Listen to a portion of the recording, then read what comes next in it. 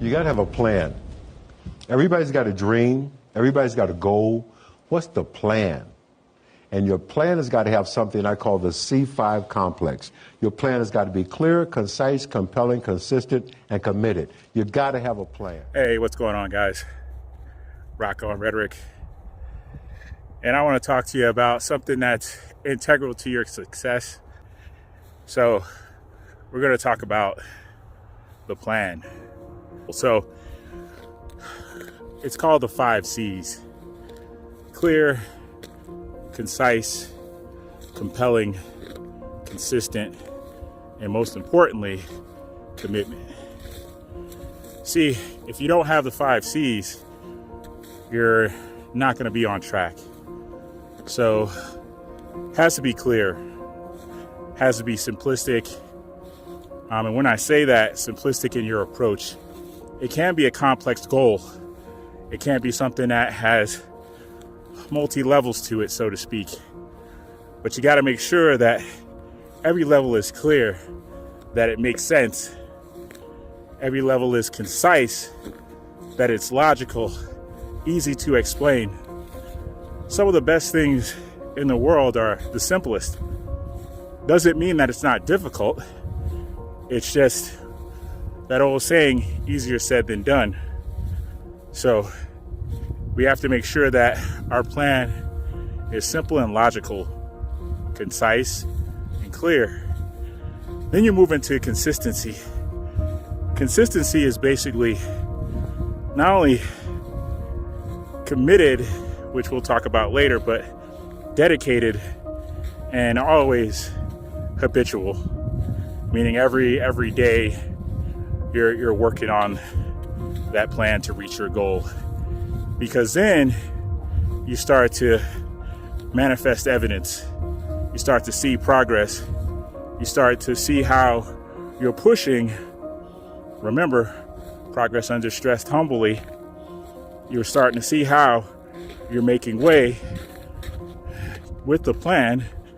You see that the execution of your plan is actually working and you're gaining momentum. That's the most important part of consistency, is that momentum. Because once you gain that momentum, then you'll have that dedication. And then once you have that dedication, then what's going to automatically kick in is that motivation. So consistency is very important. Then after that, it's being compelled.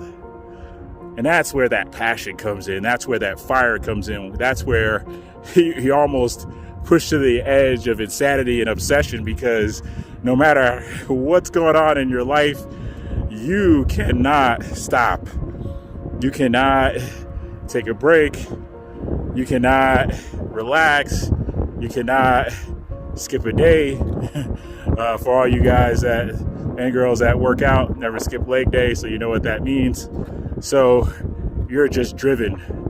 It's just that desire, that passion to see it through, because with consistency, with being concise, with being clear, and realizing that it's really working and it's really successful, and you're taking a step back and you're looking at how far you progressed, then that's where that compelling part comes into play, and you just keep pushing forward. And then what happens ultimately after that is commitment. You're committed. You're completely devoted to it. You've made adjustments. You've adapted. You've adopted. You've overcome to this point.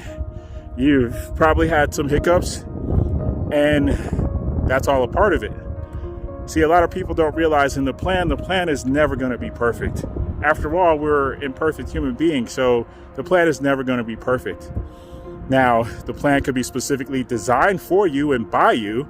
So yeah, in a way, it's going to work perfectly because it's designed for you.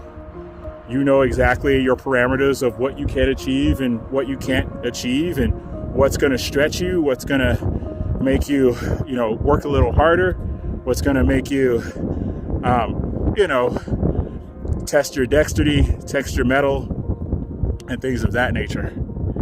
So let's talk about this. When you start a plan, you break in. When you continue a plan, you break through. And when you complete the plan and you reach your goal, you break out.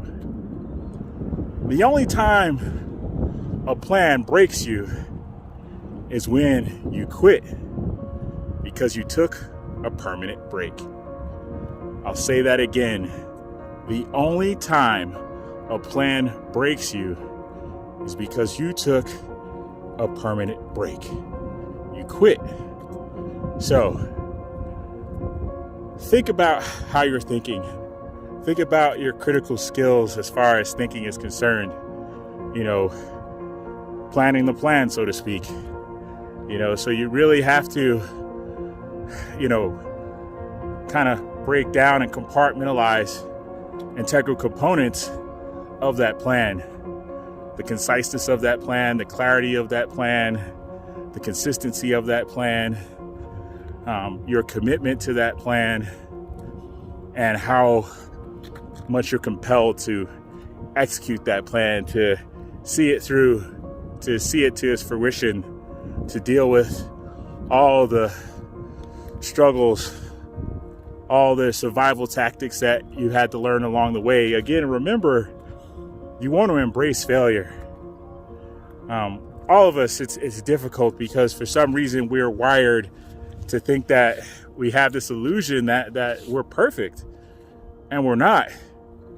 We're imperfect, and that's the beautiful part about it, because failing is learning. Like I said, be a fearless loser, be a fearless learner, because there's no first or second place when it comes to your journey. There's no first or second place when it comes to submitting your legacy.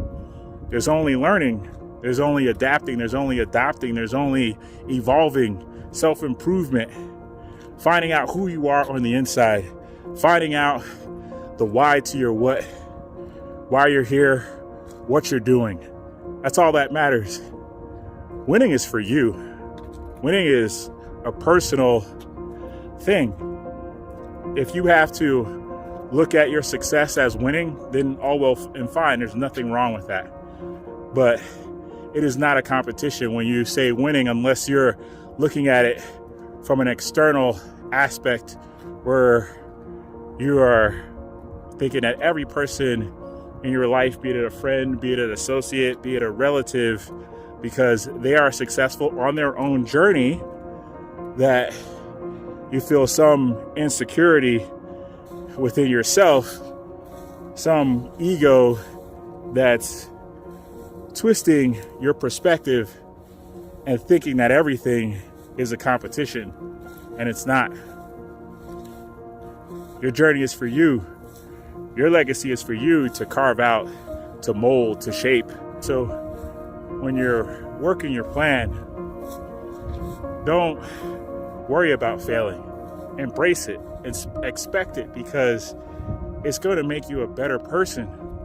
It's going to make you a more efficient person. It's going to make you a more confident person. It's going to make you a more in tune with your, pros and cons, with your advantages and disadvantages, so to speak, as far as you learning how to stretch, you learning how to take on different unseen occurrences that might happen along the way, some hiccups that might happen in your plan. And there's going to be pain. Pain is natural. Muhammad Ali said he never counted his sit-ups until he was in pain, because that's when he realized that his body was hitting that breaking point and he wanted to push through. So just remember, there's always going to be pain. Accept it. There's always going to be failure. Embrace it. But no matter what, don't deviate from the plan and stick to it as best you can. So like I always say, be humble, be human, be better. It's all about you. Yeah.